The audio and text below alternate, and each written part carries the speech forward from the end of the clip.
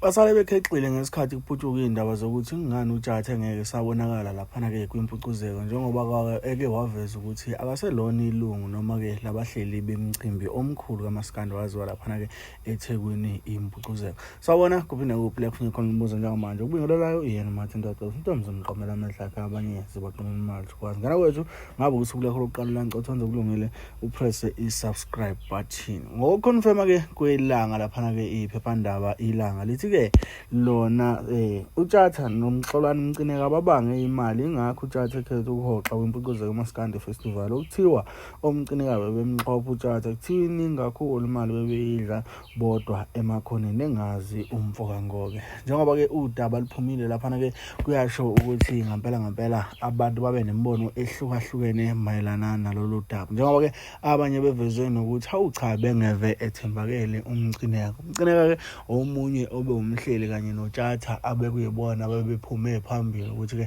babahleli bempucuzeko. Njengoba-ke sekusabalele indaba ekanjeni kusolwa yena-ke umcineka ukuthi bekunezinto abuye azenze ekwazi ukuthi uJathi angazazi, noma-ke bekuney'mali thola ukuthi zingenile kodwa-ke uJathi uthola ukuthi akazazi. Mntana sekhaya ngeke ngakubikela ngalolu daba mhla uJathi laxaza noma-ke eveza ukuthi akaselona ilunga lempucuzeko. Ngakubikela ngakutshela ukuthi uJathi usesho lokho, okay, njengoba sekuveleke umongo namhlanje.